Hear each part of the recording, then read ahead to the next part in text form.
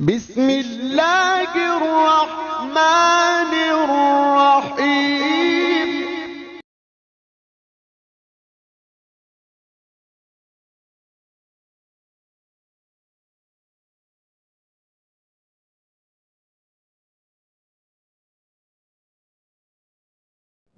نحمده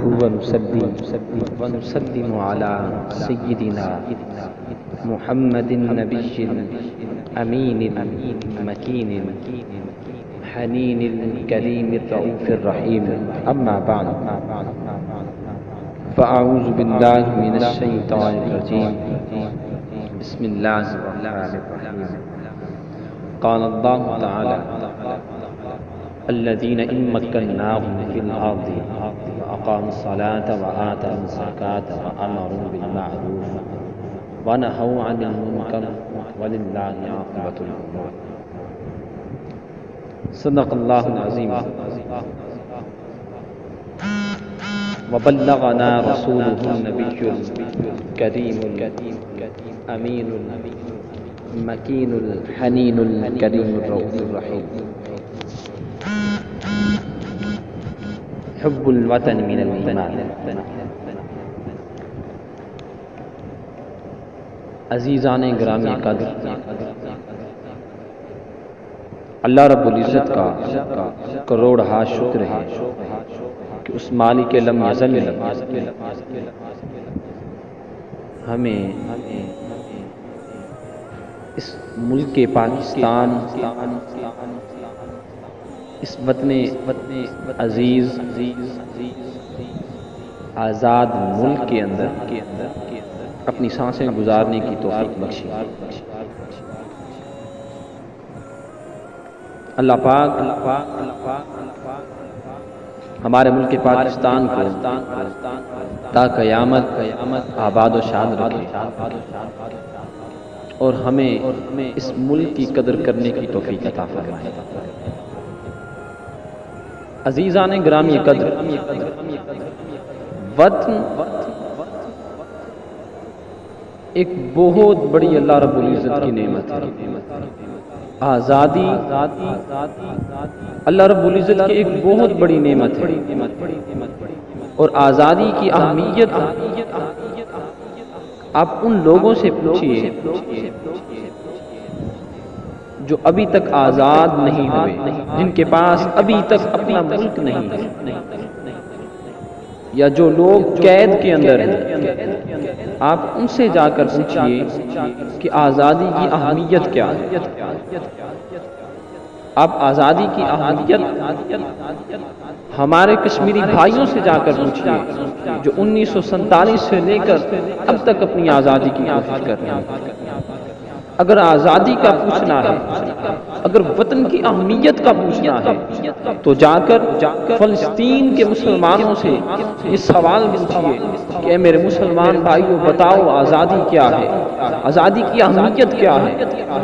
اپنے ملک کی، اپنے وطن کی اہمیت کیا ہے. اگر پوچھنا ہے آزادی کی اہمیت کا تو ہمارے برما کے مسلمانوں سے جا کر پوچھئے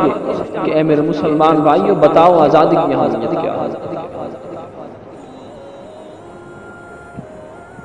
یہ وطن عزیز کس لیے حاصل کیا گیا؟ اس وطن عزیز کو حاصل کرنے کا مقصد کیا تھا، اور ہمیں جشن آزادی کو کس طرح منانا چاہیے؟ بس یہی دو باتیں عرض کرنی ہیں. یہ وطن عزیز جس نظریے پر حاصل کیا گیا اسے دو قومی نظریہ کہا جاتا ہے، اور وہ دو قومی نظریہ وہی ہے جس کا ہر مسلمان کو علم ہے، جو نعرہ لگایا جاتا ہے کہ پاکستان کا مطلب کیا، لا الہ الا اللہ، دستور ریاست کیا ہوگا، محمد رسول اللہ. بس یہ دو قومی نظریہ تھا جس کی وجہ سے مسلمانوں نے اپنے الگ ملک کا مطالبہ کیا کہ ہمیں ایک آزاد ملک دیا جائے جہاں اپنی عبادات اپنے قانون کے مطابق، اپنی ثقافت کے مطابق زندگی گزار سکیں، جہاں ہم اپنے دین کی تبلیغ کر سکیں، جہاں ہم ملک کی عدالتوں کے اندر، کٹہروں کے اندر قانون مصطفی کو لاگو کر سکیں۔ ملک بنانے کا مقصد یہ تھا، جس کے لیے ہماری ماؤں بہن بیٹیوں نے اپنی جانیں تک قربان کر دی، اور مورخین لکھتے ہیں کہ 80,000 یا 70,000 اس سے زائد، اور بعض نے لکھا کہ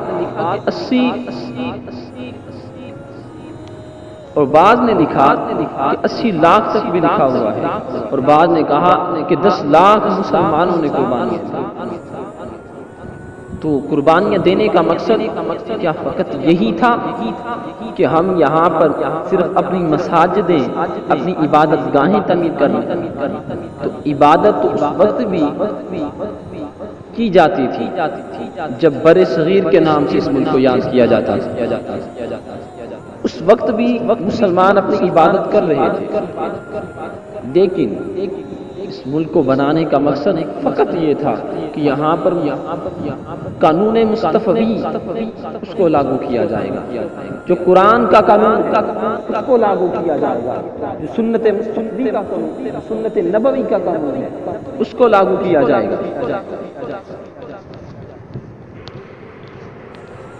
ملک پاکستان اس لیے بنایا گیا تھا، لیکن افسوس آج ہماری نوجوان نسل اس جشن آزادی کو کس طرح سیلیبریٹ کرتے ہیں، کس طرح مناتے ہیں؟ موسیقی سن کر، گانے سن کر، ڈھول باجے بجا کر، ناچ گانے، ون ویلنگ، بے پردگی، اللہ رب العزت کی کھلی نافرمانیاں جو ہیں وہ کی جاتی ہیں، اور اس کو نام دیا جاتا ہے کہ ہم وطن پاکستان کی آزادی کی خوشی منا رہے ہیں، ہم اپنی انڈیپینڈنس جو چیز ہے، یعنی ہم اپنی آزادی کی یہ خوشی منا رہے ہیں۔ تو اللہ رب العزت نے، قرآن نے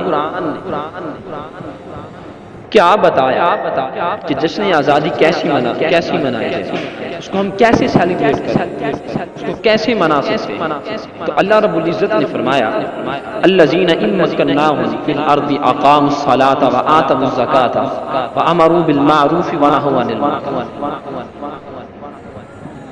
کہ یہ وہ لوگ ہیں جب ان کو زمین عطا کی جائے، جب ان کو زمین میں اقتدار بخش دیا جائے، اقتدار بخشیں تو وہ نماز قائم کریں، زکوٰۃ ادا کریں، لوگوں کو نیکی کی تاکید کریں اور برائی سے روکیں۔ لیکن افسوس، صد افسوس، آج بدقسمتی سے آج موسیقی، میوزیکل کنسرٹ، ڈھول باجے، ناچ گانے، ون ویلنگ، بے پردگی اور دیگر اللہ کی کھلی نافرمانیوں پر وطن عزیز پاکستان میں جشن آزادی اور وطن ملنے کی خوشی کا تصور کر لیا گیا ہے۔ تو مسلمان بھائیوں، ان خرافات سے بچیں، اور ان خرافات سے بچ کر جو اصل طریقہ ہے آزادی منانے کا اس کو اپنائیں۔ وہ کیا ہے کہ جب تمہیں ملک دیا جائے تو پھر نمازیں ادا کرو، زکاتیں ادا کرو، غریبوں کی مالی مدد کرو، لوگوں کو اچھی باتوں کا حکم دو، برے کاموں سے روکو، بارگاہ خداوندی میں توبہ و استغفار کرو۔ اور جن مقاصد کے لیے یہ ملک بنایا گیا تھا، کون سے مقاصد؟ کہ اس ملک میں قانون مصطفی بھی لاگو ہوگا، اس ملک میں قرآن و سنت کا قانون لاگو ہوگا، اس ملک میں صحابہ کرام کی محبت لوگوں کے دلوں کے اندر ہوگی، حضور کی آل کی محبت، حضور کی محبت انسانوں کو، ان مسلمانوں کے دلوں میں ہوگی، اور یہاں پر مصطفی قانون لاگو کیا جائے گا۔ اس کے لیے کوشش کریں، اور یہ سوچیں کہ پاکستانی ہونے کے ناطے ہمارا کیا حق بنتا ہے۔ تو سب سے پہلے جو ہمارا حق بنتا ہے کہ اس ملک سے محبت کریں، جس کے بارے میں فرمایا گیا حب الوطن من الایمان، کہ وطن کی محبت یہ ایمان کا حصہ ہے، نمبر 1۔ دوسری بات، اپنے ملک سے محبت کا ثبوت یہ ہے کہ اب اس ملک کی صفائی کا اہتمام کیا جائے، اس ملک کی جو محلے کی گلیاں ہیں اپنے گھر کے باہر سے صفائی کا انتظام کیا جائے، کیونکہ یہ ملک آپ کا ہے، یہ ملک ہمارا ہے، تو اس ملک کو صاف رکھنا یہ ہمارا حق بنتا ہے۔ اس کے بعد اس ملک کے اندر سبزہ اگائیں، اس ملک کے اندر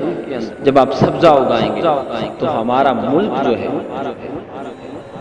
اس کے اندر کئی بیماریاں کم ہو جائیں گی، آکسیجن کی کثرت ہوگی جس کی وجہ سے بیماریاں کم ہو جائیں گی۔ اور حضور نے فرمایا جو بندہ ایک درخت لگاتا ہے، ایک پودا لگاتا ہے، جب تک اس درخت سے لوگوں کو یا کسی جانور کو فائدہ پہنچتا رہتا ہے